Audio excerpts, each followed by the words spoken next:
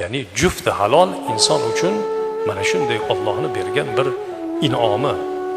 Litaskunu ilayha. Siz undan taskin olasiz deydi Alloh. Haqiqatda ham shunday.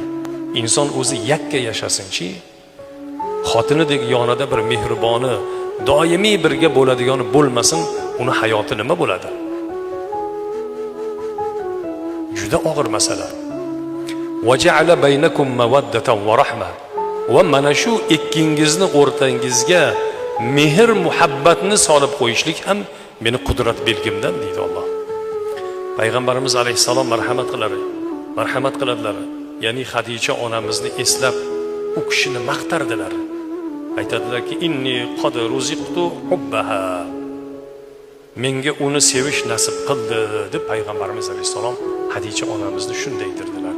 Ya'ni Xadicha onamizni yaxshi ko'rganligini mana shunday bayon qildi.